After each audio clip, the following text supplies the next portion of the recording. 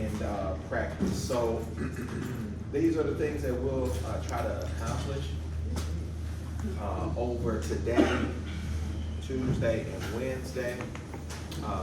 In today's lecture, you'll have your 3 problems that I think it's 3, that you'll need to do for lab.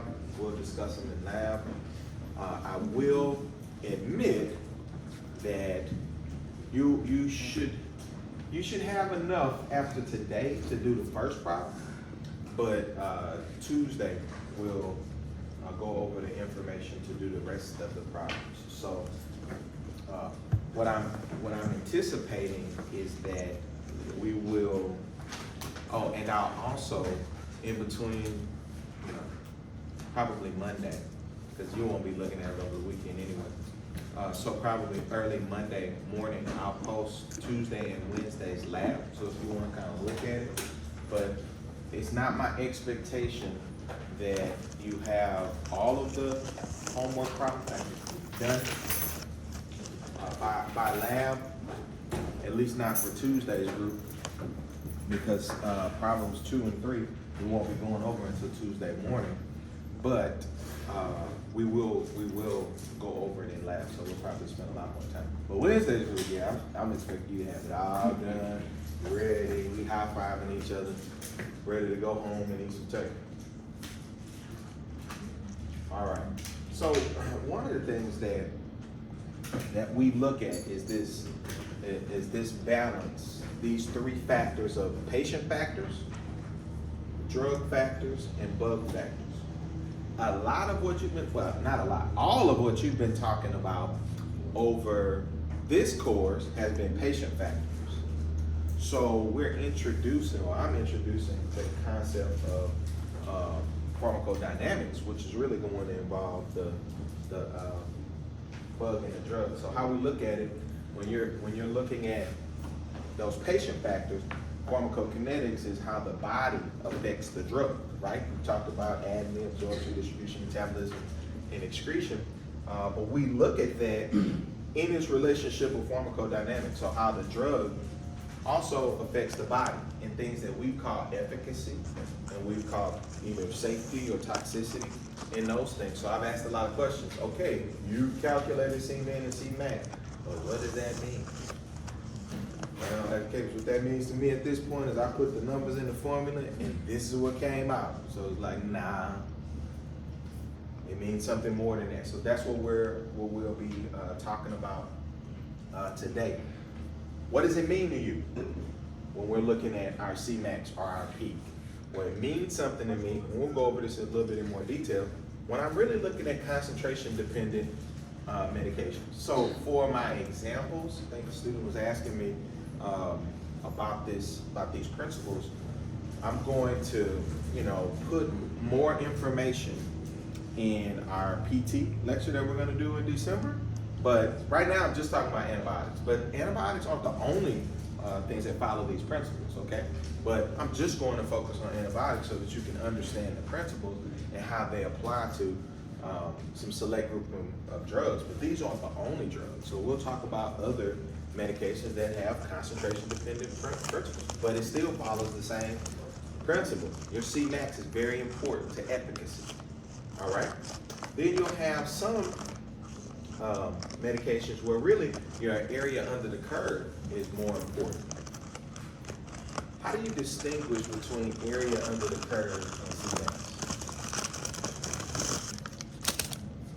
Anyone?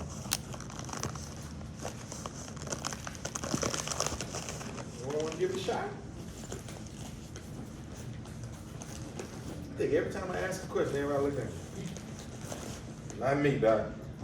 Okay, so what I would say is that, as I mentioned before, your dose drives your Cmax, right? Your initial dose, whatever dose it is.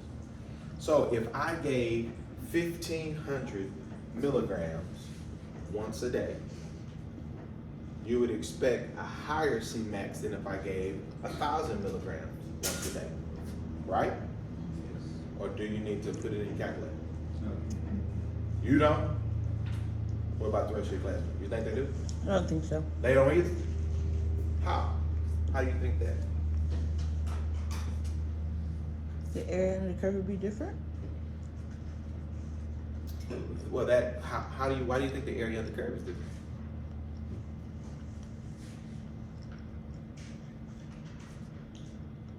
Because it's the accumulation of all the concentrations of a certain period of time. Exactly right. So your area under the curve, if you say it you said accumulation of concentrations, I'll say amount, same thing. Over a period of time. So if we say that period of time is 24 hours, if you gave 1,000 milligrams in 24 hours versus 1,500 milligrams in 24 hours, the area under the curve would be different. Also, the peak will be different, which is what I asked about the peak. The peak will be different. If you gave 1,500 milligrams all at once, or even if you infused it, as long as the infusion time is equal, 1,500 milligrams is going to have a higher peak than 1,000 milligrams. We don't need a calculator for that. But what if I gave 1,500 milligrams all at once versus 500 milligrams every 8 hours? What would happen with that rate?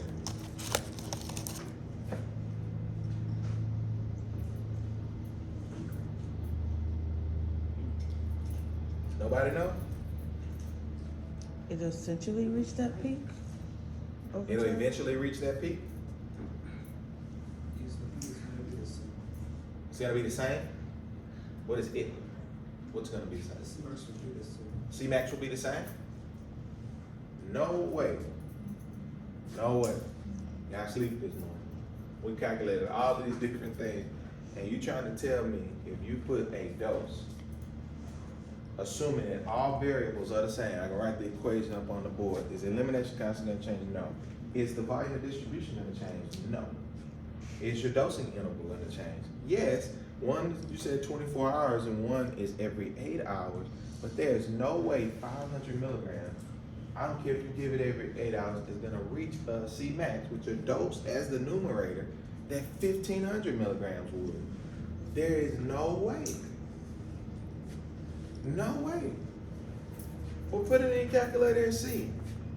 Because it's very simple. Your dose drives your Cmax. Period. If you gave 3 times the dose, there's no way you're gonna reach that Cmax with 500 milligrams. A dose a third of the size. No way. But the area under the curve is the same. Because you gave the same amount of drug in the same amount of time. The area under the curve is the same. So, medications where it's important for a more area under the curve than necessarily Cmax, why would you give 1,500 milligrams when you can give 500 3 times a day? Same effect is going to happen.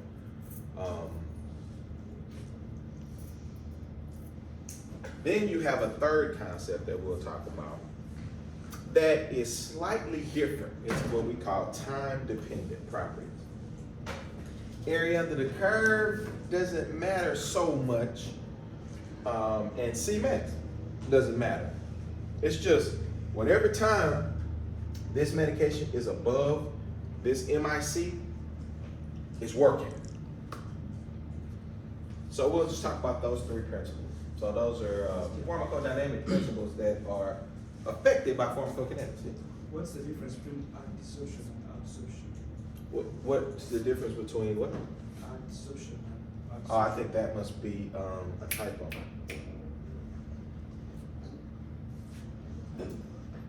So whoa. Let me stop for a second. Don't even worry about this. I should have taken this off. But it's not a typo. Okay. I will just explain this slightly. This is a concentration time curve period, so oral or IV. Obviously, in a oral dose, you will have an absorption phase, right? But in IV, you will not, right? So, I meant to take this off because I'm not really trying to distinguish between an absorption type phase versus an adsorption phase. But it is different. It's not the same. But I meant to take that off. only things we've been focusing on is your post-distribution, which is an adsorption phase, and your elimination phase. So I meant to take that off and call it post-distribution. That's what you guys have been talking about. All right, so some other principles that are important when we're talking about antibiotics is post-antibiotic effect. You may hear some talk about post-antibiotic effect. And I want to just kind of show that for a second. And what that's saying is that you still have suppression of organisms just by the presence of that antibiotic. So it's not really a principle that is well understood. We just realize that some medications have that effect. So aminoglycosides are one of those. If I can explain it to you logically, I told you, this is the minimum inhibitory concentration. This is when we should have suppression of microorganisms, right? What happens when it's below that? Should we have suppression of microorganisms? Technically, no.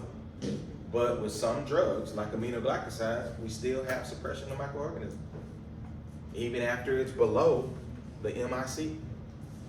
So we call that post-antibiotic effect. So after you've given this antibiotic, you still have suppression of microorganisms, even though there is no reason for it. It's not above the MIC anymore, but just because of its presence in the plasma concentration, you still have suppression of microorganisms. So that's called post-antibiotic effect. You also have another effect here that we call persistence effect. So what we have seen here is that this is more of a concentration dependent type of effect. So if you increase the concentration, you increase the activity of the medication. So the more you give, the better it is. Do you think that's the case for all drugs? No. So that's not something that you can say, oh, of course that makes sense. I mean, if I give 5 milligrams, 10 milligrams is gonna be better. That's not necessarily the case. That is the case for some drugs. And those are the ones that have, when we're talking about antibiotics, those are the ones that we can say they have persistence effects. Now, a part of that is the time as well. So how long do they have these effects? We know some have that effect for a short period of time, and some have no effect like that, but some have some for a short period of time, for a moderate period of time, and then for a prolonged period of time. So we'll kind of talk about that as well. So this is a summary slide. If you're gonna put an asterisk on something, put an asterisk on this one. I listed medications on here to make it comprehensive when we're talking about antibiotics, but the ones that are in red are the only ones we're gonna talk about. All right, period. That's all we're gonna talk about. Aminoglycosides will be our example for concentration dependent with prolonged persistence effect. This is kind of a misnomer, but you can make arguments for this. This is how it's classified when you look in the literature. But over the last 20, 25 years in pharmacy, this has been a trick question, okay? This is what I mean. Is vancomycin concentration dependent or time dependent? The reality is, we don't know. I mean, let me say it a different way. Both. That's the reality. But what we knew 25 years ago versus what we know now means that answer has changed. 25 years ago, if they asked you, vancomycin, concentration and time dependent, everybody would say concentration dependent. But in a true concentration, we didn't know about persistence effects at that time, but a true concentration dependent, that simply means if I give a higher dose and I get a higher concentration, then it'll be better. And that is not the case with vancomycin. Higher doses might be better than lower doses, but just because I give more doesn't mean it's going to be better. So if I gave somebody 1,500 milligrams versus 1,000 milligrams, that doesn't mean 1,500 milligrams is better. It's just not. But it does have some concentration dependent properties, which again are persistence effects. Persistence effects are concentration dependent properties. But we do know that in the example that I gave before, area under the curve does matter. So if 1,500 milligrams is effective, it's going to be effective whether I gave the 1,500 milligrams once a day or if I gave 500 milligrams 3 times a day.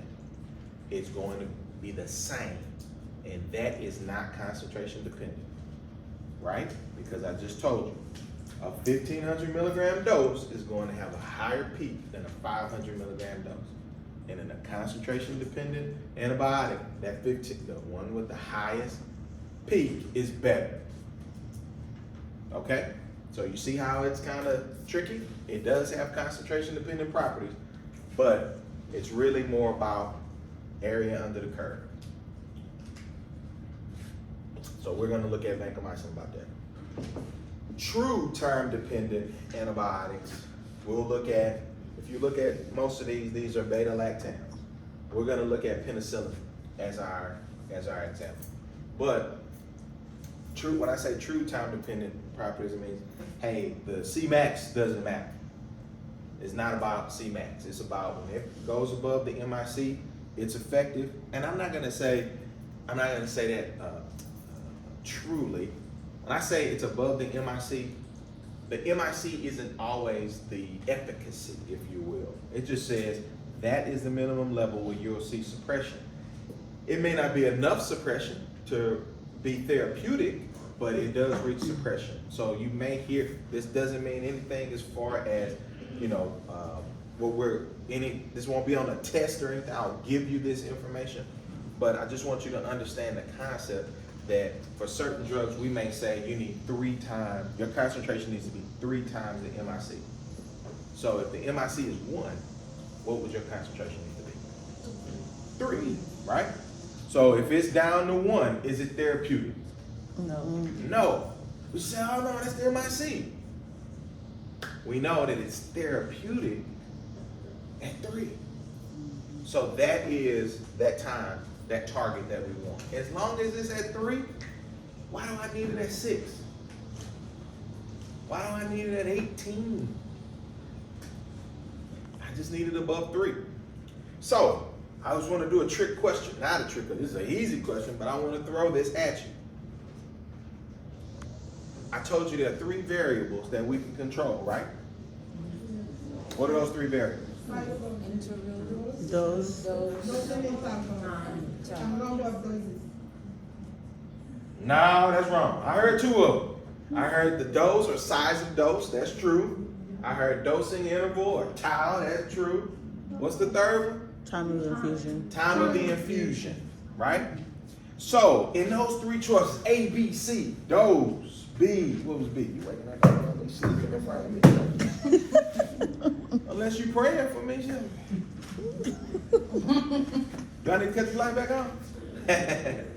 B is dosing interval. C is time of the infusion. For the concentration dependent antibiotics, if you haven't reached your goal, trying to be not tricky. He's talking about tricky. You try to be tricky. If you haven't reached your goal plasma concentration, I don't want to give away the answer. Dang, that's what I'm trying to say. If you haven't reached your goal plasma concentration, which would you want to adjust? The dose. Huh? Dose. All right, someone say interval. You said interval? You want to adjust the interval? Okay, all right. That was a tricky question because it depends on which goal we didn't reach. Oh, yeah. Right? So that was kind of a tricky question. Which goal were you thinking? Because I said plasma concentration. Because if you make the interval smaller, it builds up, so it'll concentration. Now, But is it, while that is true, remember what I said before.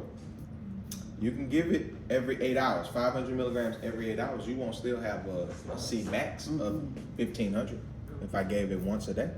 can we say the interval is Even though it'll build up. So certainly, remember our homework. I had you calculate bolus dosing, right? versus infusion. And we said that, hey, if I infuse it over time, it's not gonna reach the same Cmax if I just gave it all at once, right? So I was just showing you the relationship between the time of the infusion and the dose. But when we calculate it, remember when we rounded? And you say if I round up versus down, what did it do really in your dosing interval? Did it really change your Cmax that much? When you put that in your calculator, you pretty much came up with the same initial concentration. Yeah, your number may have been a little different, but what's the difference in 5 and 6? It's not an appreciable difference if you change it from 500 to 1500. So yes, of course, your Cmax will change because the Cmin changed, right? When I gave the dose on top of the Cmin, yeah, it increased the Cmax, but the proportion of what that dose contributed to the rise in concentration is exactly the same. So the only reason why Cmax increased is because Cmin increased. So your dosing interval impacts your Cmin. Mathematically, you say, well, yeah, it increased my Cmax. Well, it increased your Cmax because it increased your Cmin. Your Cmax is sitting on top of your Cmin. You increase it, of course that number will be the same. But you can't increase your Cmax by just manipulating the dosing interval, especially not without affecting your Cmin. And we're gonna talk about that. So I just wanted to kind of throw that out. We'll talk about scenarios. I'm gonna throw out scenarios and we're gonna take a look at it and tell me what you're gonna adjust. But really, dose is gonna be very important in concentration because we just said Cmax is the thing that you're looking for. We might adjust the dosing interval because, as I mentioned, we have two goals. We have a Cmax and Cmin. So if it's not being eliminated properly, again, that's a safety thing, not an efficacy thing. But for efficacy, dose is gonna be what's important. What about here? What do you think? Dose, interval, time of the infusion. You said both? All three of them. All three of them. Now, I'm gonna change everything. Give me a reason why you want to change everything here. Huh? The time interval? Huh? So, time interval, no. Here, remember I said area under the curve is the thing that's most important. Well, I'm gonna go through all of this. This is just a summary slide. Area under the curve is what's gonna be most important. So your dose and dosing interval is the 1500 versus the 500 3 times a day situation. So if I want to give 1500 milligrams, then the patient can, in most cases, what you're probably want to go in and do is give it in divided doses because area under the curve, not Cmax, is what's important, right? If the patient can't tolerate those divided doses, so let's say 3 times a day. Patient can't tolerate 3 times a day, we'll cut it down to 2 times a day. Patient can't tolerate 2 times a day, then that's the only time we'll give it 1 time a day. Right, because the 1 time a day is gonna have a higher Cmax than the twice a day versus the 3 times a day. And I don't need this Cmax that high. I just need to give that amount of drug. So in most cases, that's how we make the adjustment. The amount of drug is what's important. Oh, and then time dependent, it's gonna be your infusion time.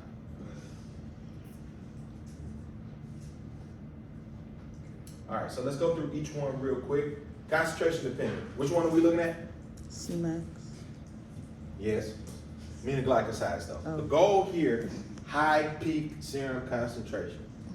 Optimization. To make it better, I'm looking at my peak. So if I hit a peak of 6, a peak of 8 is better. Peak of 10 is better. Okay? So higher peak is what we're looking at. So as I mentioned before, and I said, y'all asked me this question, but it doesn't apply. It applies now. We have 3 aminoglycosides that we're looking at: gentamicin, tobramycin, and amikacin. The short thing I can tell you is that everything that I'm going to mention, these 2 are interchangeable. They have the same pharmacokinetic profile. They're interchangeable. Everything you're going to see, if the weight-based dosing for one is the same as the other. Rounding guidelines for one is the same as the other. Gentamicin and tobramycin have the same pharmacokinetic profile. Amikacin does not. It has a different one. So I know you see 3 drugs here, but really you only have to look at 2 because gentamicin and tobramycin are pretty much the same. The rest of the pharmacokinetic profile is the same for all aminoglycosides. What I mean is volume and distribution, their half-life is about the same. So do we need to know the pharmacokinetics profile for amikacin? No? What do you mean by that? Because you said those 2 are interchangeable and that one is different. So, no. What I'm saying is 10 milligrams of gentamicin and 10 milligrams of tobramycin are the same. But whereas you can use 10 milligrams of gentamicin, you'll have to use 70 milligrams of amikacin. Okay. So they don't have the same. But the rest of their pharmacokinetic profile, so dosing is different, but the rest of it is the same. And you calculated this. You looked at half-lives, and your half-lives, somebody calculated 2 hours. You know, it changed a little bit, went up. You can see as renal function changes, what happens to the half-life? Huh? It Becomes longer, right? Yeah. We say right here, a patient who does not have any renal function, aminoglycosides will be in there for 30 to 60 hours, which is a huge change from what normally happens, right? So as renal function declines, half-life goes up, right? What about that second category? Remember I said AUC to MIC is the one that's important. So it's the amount of drug. That's your goal of optimization, the amount of drug that we're going to use.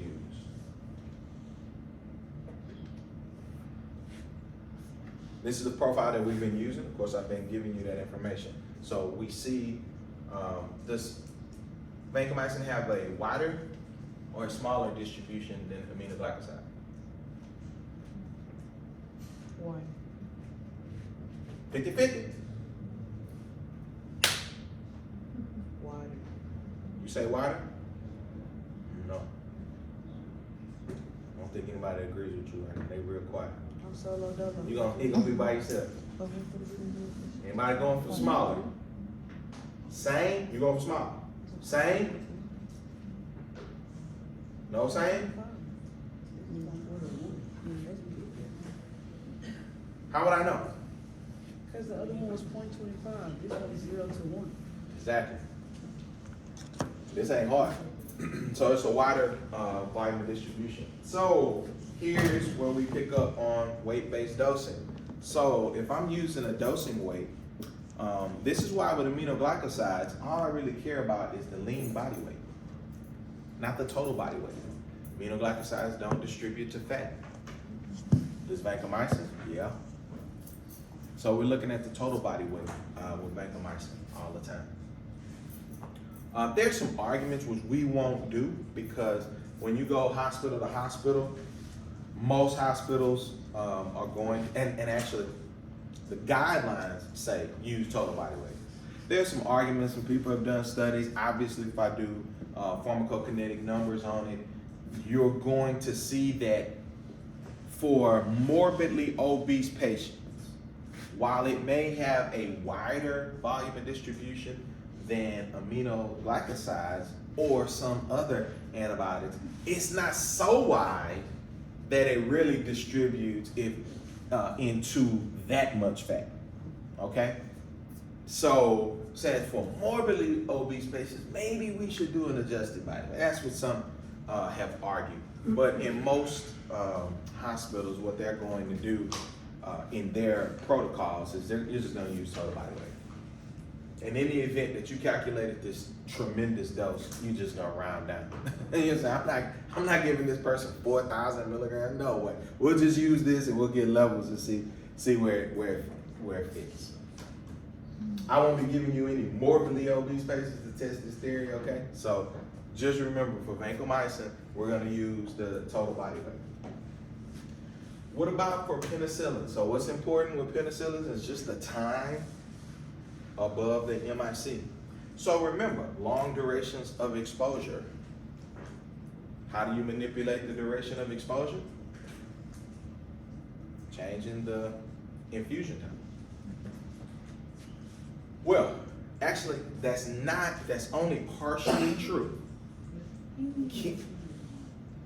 Huh? Yeah, that's only partially true. That's not the only way you can lengthen duration of exposure. Right? When I drew the plasma concentrations on top of each other,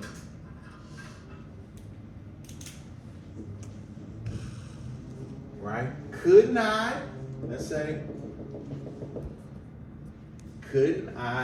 make sure that it's above the MIC by giving more often? Couldn't I do that? Wouldn't that lengthen the duration of exposure? Oh, that's Sure, mathematically. But what does it do by giving a bigger dose over more time? Could be unsafe.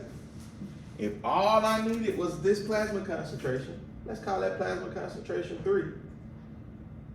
Let's call that 30. Is that better?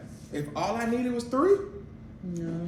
So, you can say, I'm telling you, watch this, Dr. Case. I can give it a longer duration by increasing the dose and shortening the interval. And I'll tell you, you can. But I'm going to ask you, why would you do that?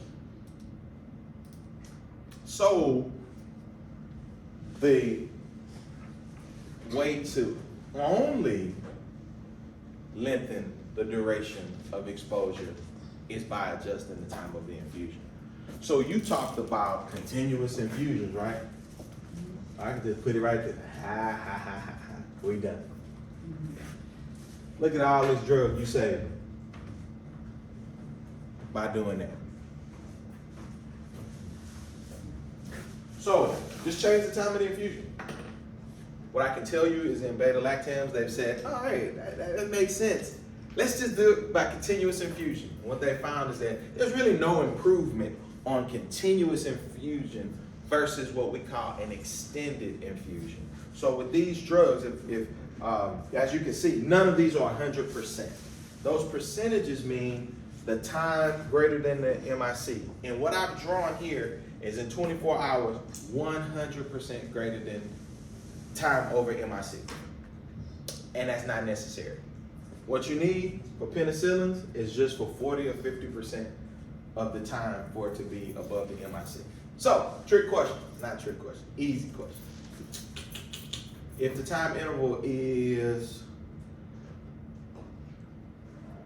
12 hours, how long do I need it to be above the MIC for penicillin?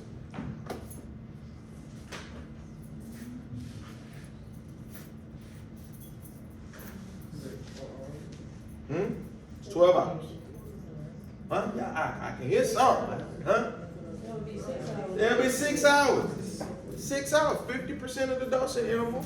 I need it above the MIC. So I don't need it 100%. 100% is not any better than 6 hours. So what you're gonna see is an infusion for the infusion doesn't have to be 6 hours, right? Because we're gonna have some elimination part. I just need it to where by the time it gets to 6 hours, it's still above the MIC. That's all I need. Put it at a concentration. Then when I turn the infusion off, it'll still stay above the MIC for 6 hours. All right. You can see the volume of distribution for, what's the percent of tazobactam? Anybody know? Brand name? Zosyn. Yeah, Zosyn. Very widely used, very commonly used antibiotic. So this is just a picture of what I'm talking about. This is one dosing strategy. I'll call it traditional, where you would give it every every 8 hours. This is depicting an 8-hour dosing interval. So if I gave it by the traditional strategy, where I infuse it over 1 hour, this is the plasma concentration time curve that it gives me. So we see a little bit over 4 hours, or about 4 hours, we're below the MIC, right? If we extended that infusion to 3 hours, what happened to the peak? went down. Went down, so it's lower. Is that what we found in our problem that we did? When we used the bolus dosing method versus the infusion method? Right? The longer the infusion, the shorter for the same dose and dosing interval, the lower the Cmax will be. Right? Why is that important? Because some drugs work at their peak, right? It's the opposite. Some drugs do work at their peak, but for this one, this is not one of them. So why would we want a high peak, when we don't need it, right? So that's what you're saying, right? Some drugs do work at the peak, but this is not one of them. So why do we want a higher peak? So having a lower peak is fine as long as it's going to be effective. But you also see if I infuse it, if I increase the time of infusion, and then of course these are going down at the same rate. It infused and it got to this peak at about 3 hours. When did this get to the peak? About 1 hour. So it stayed above the MIC for 6 hours. Which one is better? Increasing the time. 3 hour infusion. The 3 hour infusion is better, right? Because it stayed above the MIC for a longer period of the dosing interval. All right, so let's get a little bit more specific. This is the conventional or traditional dosing method for aminoglycosides, weight-based dosing. For gentamicin and tobramycin, as I mentioned, we'll have the same strategy. We'll use anywhere from 1 milligram per kilo to about 2.5 milligrams per kilo. So if I were you, from this point on, I would know that. If I'm using gentamicin or tobramycin, I'm gonna go from 1 milligram per kilo to 2.5 milligrams per kilo. What's the patient's weight? That's all you need to know, right? I can dose it from there. Your peak levels will be anywhere from 3 to 12, and your trough levels will be anywhere from less than 1 to less than 2. Depending on the microorganism now, so I'm giving you kind of a range, but this is never gonna be your goal from 3 I to was just 12, about to ask you that. okay? I'm just telling you, those are the goals. Typically, the goals are in denominations of 2. So 3 to 5, 6 to 8, 10 to 12, something like that. But it's gonna always range from 3 to 12, okay? Same way with here, I'll tell you if the trough needs to be less than 2. Less than 2 is fine. Less than 1.5 or less than 1. So that's normally the trough you'll see. Same way for the interval, where it'll be based on their age and renal function. So if someone less than 65, as long as their renal function is greater than 60, we can give it every 8 hours. If they're over 65, as long as their renal function is greater than 60, we want to change that to every 12 hours. And then any age, if there's a decline in renal function, we're going to give it less on. Does that make sense? So we memorize this chart as well? No. No. You don't need to memorize it. You're talking about like for a test? No. I'll provide this for you. I'm just telling you how to use it, Okay. right? So you'll need to know their age, their renal function, and then what dosing interval. Same way with amikacin. As you can see, I told you it doesn't have the same profiles. Normally 5 to 7.5 milligrams per kilo, higher peak and trough levels. So 15 to 40 and 5 to 10. So this is the conventional dosing method. So I think your first problem asked you to follow the conventional dosing method. So this is what we're talking about here. So let's go through something real quick. What time? 9:49. 9:49. So I have Eee. 6 minutes. That's it. 9:50. Yeah, professors every day been going over giving me some reduced time, so give me 6 minutes. All right, so You guys understand the concepts here? I'm using gentamicin. What dose and weight would I use? You have to calculate it out, right? You're gonna use ideal body weight unless the total body weight is less than the ideal body weight, or if the total body weight is greater than 30%. Do we think it'll be adjusted? Next number. Highly unlikely, right? Yeah. Highly unlikely. Highly unlikely that it's adjusted. So it'll either be ideal or total body weight, right? You can calculate the creatinine clearance, and then with the KEL, you can calculate what the half-life will be. But here's what I want to show you. Then, of course, you can calculate this loading dose and maintenance dose based on the target levels that you have. And you can estimate what the Cmax is. But this is the part I want to show you. F. Do y'all have this already? Can I erase it?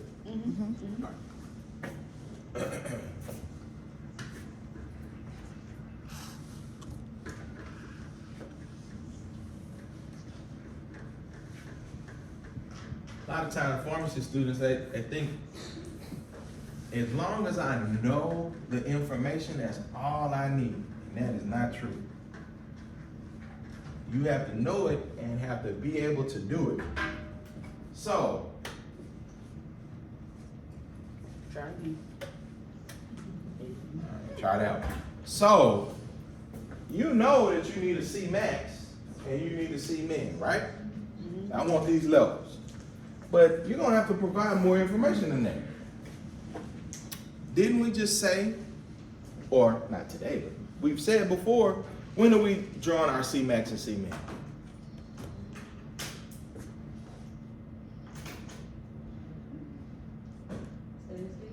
At steady state. And when it's steady state?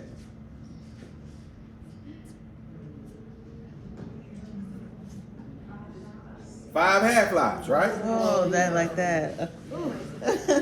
Breaking my brain. I'm like, That shouldn't have been working your brain at all. 5 half-lives, that should just jump out your mouth.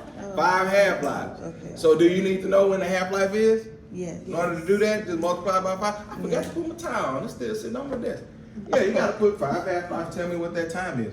What else do you need to know?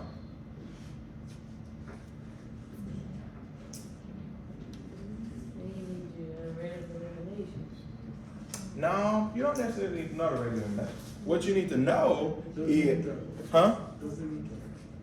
Yeah, you need to know the dosing interval, sure. But what you need to know is at the half-life, whatever that is, 5 half-lives. So let's say half-life is 3 hours. So 15 hours later. We need to know when we reach that half-life, where we are on the plasma concentration time curve. Do we just say, hey, 5 half-lives at 15 hours, go on, draw a level? What is that level? Is it the peak? Is it the trough? It's the P. It's the peak? I think so. No. No? It's the peak. When it's the peak, right? It's the peak here. It's your trough here. When are we gonna get here? That's what you need to know. So, what is this?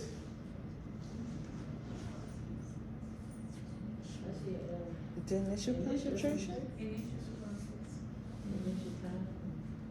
All right. So that should be the initial dose. That's not the initial dose. That's the time the infusion started, Oh. right? Whatever time this is when the infusion started. So when is this? That, so what you want to know is when the infusion started. Yes, 15 hours, we know we're at steady state. But your C max is going to be when the infusion, at some time related to when the infusion started, right? So let's say you did the infusion in most cases, not most cases, aminoglycoside cases. Your C max is going to be, you'll reach C max 30 minutes after the infusion stops.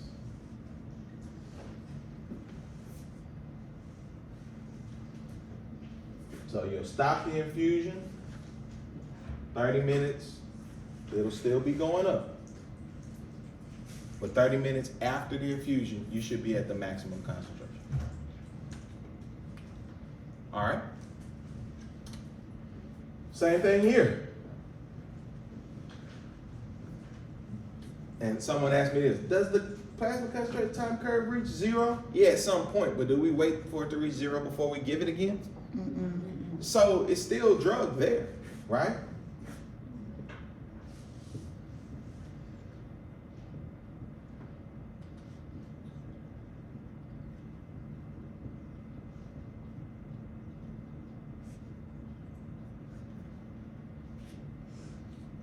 "30 minutes before the next dose."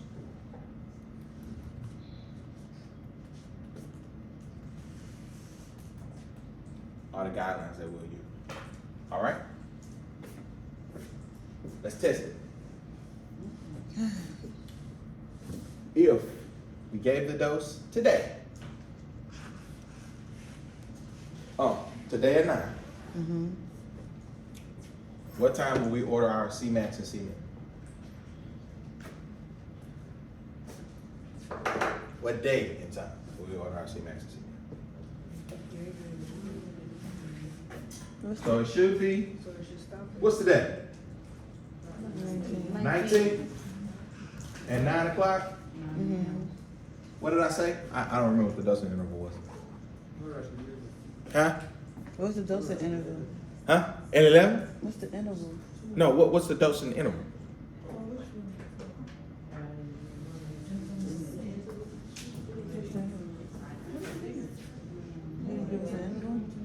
Oh, I think we were supposed to calculate. I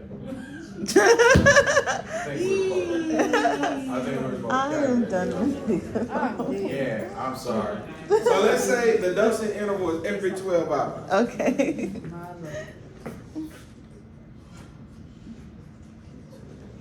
When's the next dose due? 9 p.m. Somebody calculate the half-life for me. I gave the KEL. Don't we need to know that? Oh, we're gonna be doing this forever. No, wait. What's the KEL? 0.613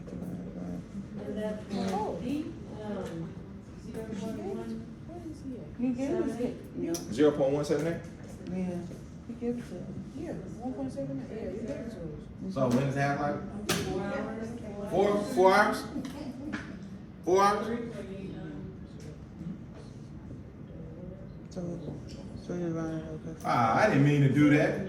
4 hours. Yeah, 4. I didn't mean to do that. I gave that as an example. Okay, so at 20 hours, we should be at steady state. Okay. Okay. All right. So are we at 20 hours? So we're gonna give another dose, right? Yes. When? 9. At 9? No. Okay. Yeah, 9 a.m. Yes. What yes. day? The 20th. 11:20. Are we at steady state? Yes. Yeah. We're at steady past it. state, right? We're past it. Yeah. We passed it. I You let mean- me pass it. We like, I mean, steady state, steady state is the plateau, right? How you gonna be past it if you Okay, still yes, giving it's it? plateau. You're at steady state. I know what you mean, but you know, when you say you passed it, I'm like, ooh. So here, It's 24. we're at steady state. So when are we gonna get our? So what's the first level we're gonna get? We're at steady state now. You gonna get C-Max? So when you gonna get C-Max? What date and time? 11:20? 10, 11, 12. Oh, okay. At, it should be at 1. I thought it was at 1. Shouldn't it be at 1? Because that's. No, 1:30. Shouldn't it be- 1:30? I just put the date. Oh, sorry. I haven't put a time yet. I think it's What time? 10, 11, 12, 1. 1:30. 1:30? C-Max at 1:30. I don't know. Huh? 20 hours. 20 hours, right? Plus 30 minutes. But then he said something 30 minutes. When do we use 30 minutes? No, I'm talking. No, You don't use 30 minutes? what? He said 30 minutes after the infusion stops. So when it stops? So if you caught it at 9 p.m., your next 20 hours is at 1. Okay, 1. So you don't collect it until 1:30. 30. Bam. Okay. Is that 1:30? 1:30. Collect it That 1:30. final answer? Yeah. Okay. Y'all was confused. I was scared. Okay. Because it says 30 minutes. Hold on. Now you ask a question. Y'all extended my 6 minutes, man. I thought this was gonna be easy, huh? Should have given us the infusion time, so I did. I gave you the infusion time. It said 0.5 hours.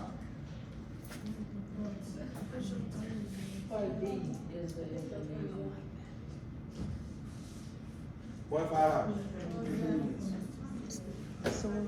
So what? Before? Well, how? Because It's not that hard. 30 minutes after. He said after. It's not that hard. 9:30? What? I say 1:30. I don't know. Okay. I say 1:30. But let's see what happens. That's actually wrong. What about 1:30? But that's very, very close. Very. No. It'll be 10 o'clock, wouldn't it? The infusion is going from 9 to 9:30. And if it's 30 minutes after the infusion stops, it's 10 o'clock. But you said 20 hours. No. I was very clear. I was very clear. And again, this is understanding the concept. At 20 hours, it's at steady state. Okay. But if you draw it at 20 hours, where are we on the plasma concentration time curve? You gave this, 12 hours later you gave that. At 20 hours, where would it be?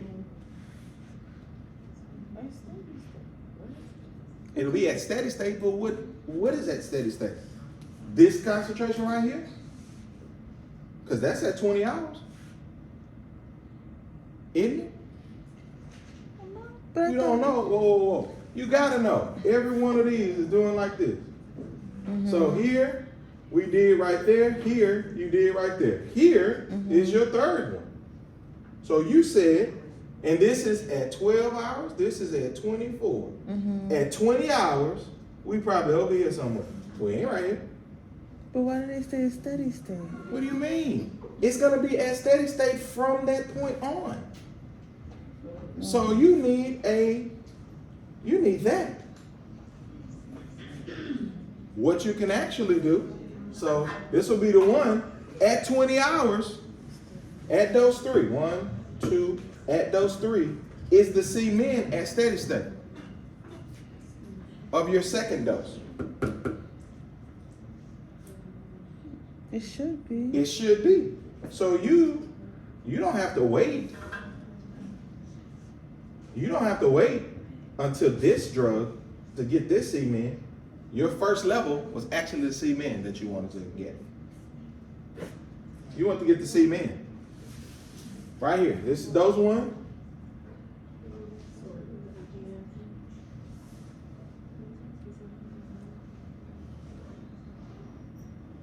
I can get the C-min right before dose 3 because we're at 24 hours by that point, which is greater than 20. So that C-min is at steady state.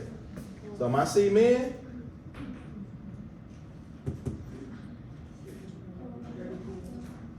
$30 p.m.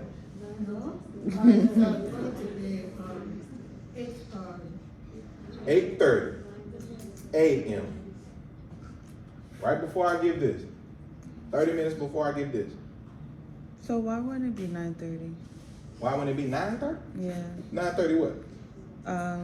What's gonna happen? If it's 9:30 what? A.m. or p.m.? 8 yeah, cause Isn't CMAX coming before CMAN?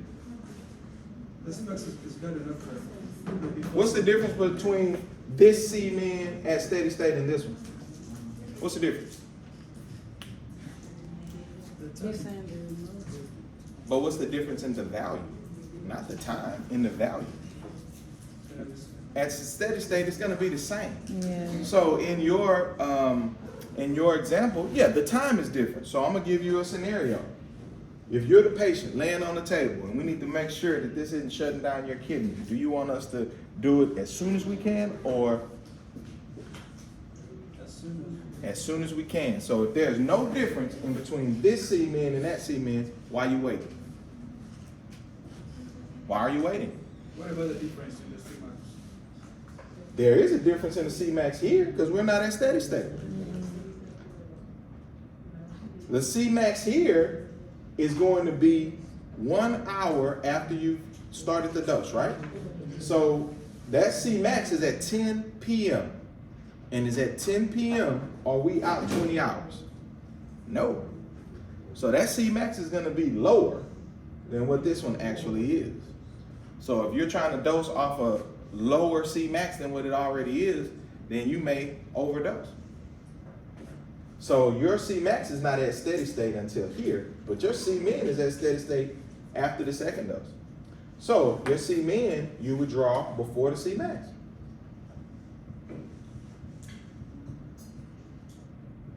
And why wouldn't C-max be at 9:30?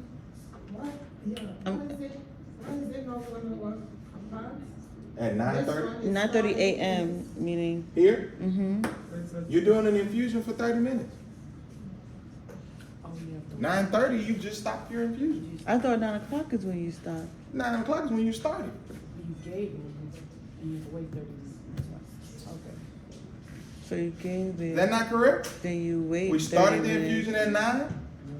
Oh, When did it stop? At 9:30. At 9:30. So 30 minutes after that, it's 10 o'clock. Y'all got it?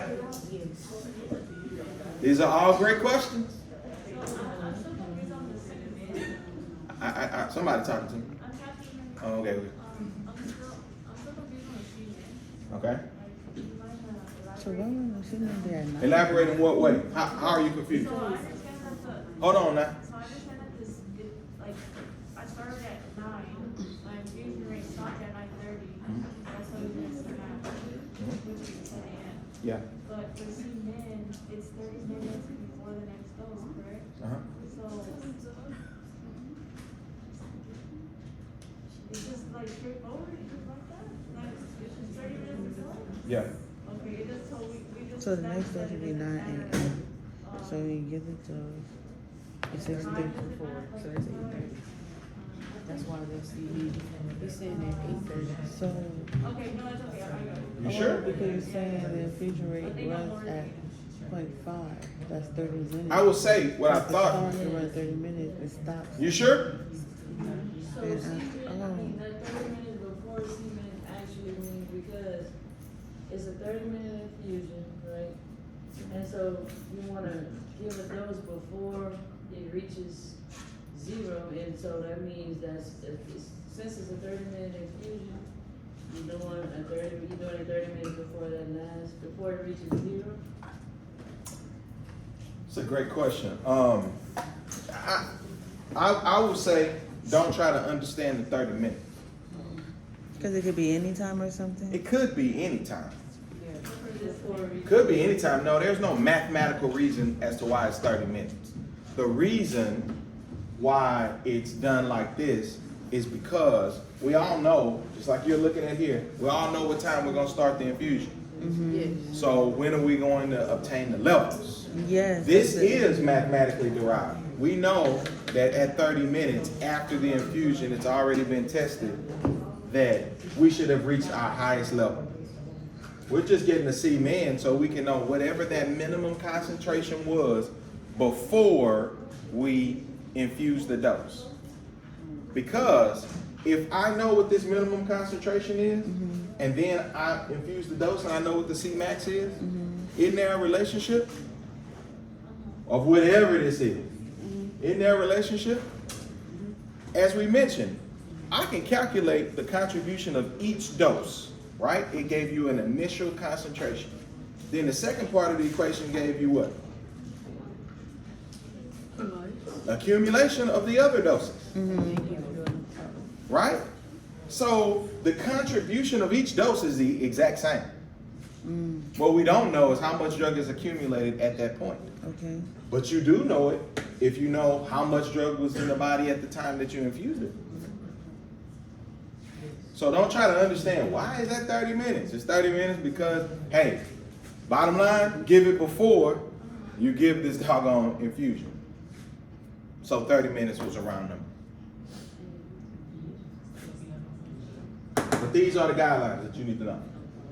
30 minutes after the infusion stops, it should be at C-max, and you want to obtain the C-min 30 minutes before the next dose. And is that a standard across for all antibiotics or just certain classes? It's a good question. It's not a standard across most antibiotics. You're not obtaining drug levels for. Okay. Well, I mean the weight-based dosing. I should be more specific. Most antibiotics you're not obtaining dosing levels for. Okay. So is this the case for vancomycin and for aminoglycosides? Yes, these are the ones you're going to commonly get dosing levels for. Okay. All right. So for piperacillin, tazobactam, we're not getting dosing levels. So we need to know what to have. We need to know what things do. All right. So everything that I've asked you to do, at least in the first problem, you should know how to do now. So you should know what to see. We'll summarize it here. Dosing weight could be actual body weight, ideal body weight, or adjusted body weight, right? What circumstance is it total body weight? Vancomycin. Vancomycin. We'll pick up vancomycin later. Aminoglycosides are concentration dependent, which means what? Higher peak, better. Yes. Piperacillin, tazobactam, that's the time dependent, which means what? Time of the infusion. Time of the infusion. Mm-hmm. All right. Y'all have a great weekend. Thank Ooh, you. thank you. Oh, Don't forget. You said you was gonna give us the breakdown for Monday. That's what I was about to say. Somebody asked me and I didn't remember who it was. So, yeah, thank you. Thank you for not letting me forget. All right, so breakdown for Monday. And then I have quizzes too, if y'all want them back. Breakdown for Monday. We'll have 15 multiple choice and 5 problems for a total of 20. So, huh? Sorry, I need you to remember, sorry. I didn't understand what you said. Which problem are you ordering in terms of the final problem? You want to know how many of mine, how many of Dr. Phillips? Yes. Why everybody? Oh yeah, this is the loudest, the most talkative y'all been since all day. God, no. We've been Maybe I should engaging. have just talked about this and then walked out. I'm over here sweating and whatever. I had to turn the light on. She falling asleep on me, man. So Dr. Felder will have 7 multiple choice. I have 8. Dr. Felder will do 2 problems. I'll do 3. Ooh. Was that excitement? Yes. Mhm. Yes. All right. Half and half. Half and half. So based on what we've learned thus far, what takeaways you think we should go away this weekend? Make sure you focus on this, and Yeah. Make sure you focus on this. Okay, come on, Doctor. This and that. Oh, I'm nervous. I'm not gonna lie. Guide us to the. Please. So if you, I think it was you, Leslie, that asked me, and I left it. Man, I left it. Please bring it back. Come on, come No, I back. left it on my desk. We'll be here. I think if you asked me, can I look in the book somewhere? And I know it was chapter 9. Where is it? I left it, man. It's chapter 9. I know that for sure. Huh? You trying to pull out a receipt? No, I had a little note just for you. And it was a little post-it, but it wasn't a receipt. I don't need this. I need a little note. I had a little post-it note with the notes on there you asked me. So I don't really like chapter 9 for intermittent IV infusions because it talks about intermittent IV infusion, but it gave no practice problems. None. What can we practice with? So that's why I gave you practice problems and stuff like that in the lecture as well as homework. So you have problems that you can go over, and I think that those problems are reflective of what you'll see on the test. But as far as the concept, so multiple choice, if I were you, if you still don't understand what I'm talking about, make sure that you read through chapter 9. Chapter 9 is not just multiple IV infusions. It's talking about all multiple dosing regimens. And I think, if I'm not mistaken, that's what Dr. Felder was talking about before me. He just wasn't talking about infusions. He talked about multiple oral dosing.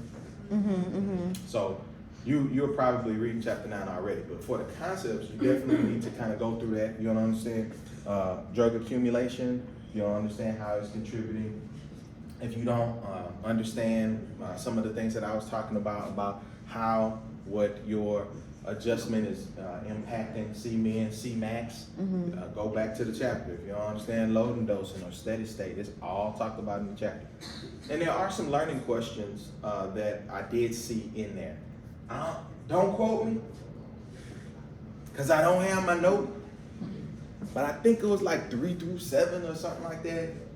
I can't remember. They had them all in a row that was kind of talking about the basic concepts that actually apply to all of them, whether it's oral or IV.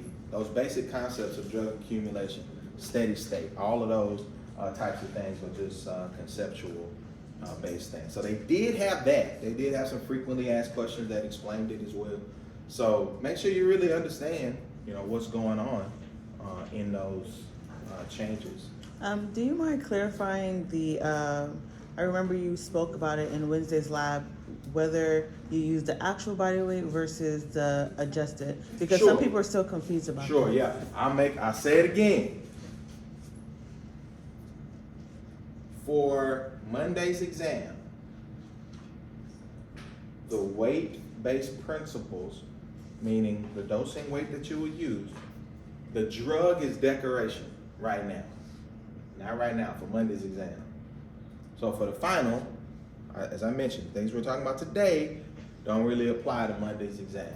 So the whole, with vancomycin, its volume and distribution, we only use actual body weight. That's not the case for the exam, okay, on Monday. Just use your straight dosing that you've been doing so far. Being able to distinguish between aminoglycosides and vancomycin is not what the goal is for this particular exam, okay? For the final, yes, but for this particular exam, no. So that means that when will we use the actual body weight? For the final, but vancomycin. No. For the final. I ain't talking about the final. You ain't If it's got less it. than the ideal, If it's If it's less than oh yeah, the when it's ideal less. body Oh, you're weight. talking about in that sense, yes, and it's less. If it's less than the ideal body weight, if it's 30, if the actual body weight is 30% greater than the ideal body weight, you're using the adjustment, Oh, I'm glad you said that. right? So which one are you going with? 20% or 30%? Look, y'all told me that what y'all talked 30%, so that's what we've been using for this whole Okay. time. I'm just telling you, and anything I'm telling you that 30% is not correct. It's not 30%. Anything that you look up in a reference will tell you it's 20 to 30%. So some institutions may have 20%, some may have 30%. So don't go out there, it's always 30% the same. No, it's not. Who taught you that? Read your book, it'll tell you 20 to 30%. Some people choose 20, some people choose 30. It's not just 30, but if that's what you guys were taught, I just stay consistent so you're not confused. Okay. Okay, so we're gonna, just so we won't get confused, just stick to 30. Just stick to 30. Okay. Any other questions? Comments? Concerns?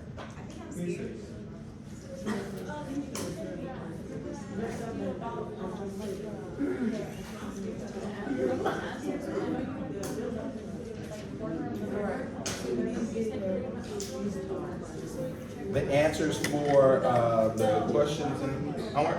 Okay, yeah. I can do Make sure we're that. on the right path. I can put the answers out there for the problems that we've been assigned. Yeah, I thought about it and no. I'm not gonna, just the question, Alexis said, can you assign us some new practice problems?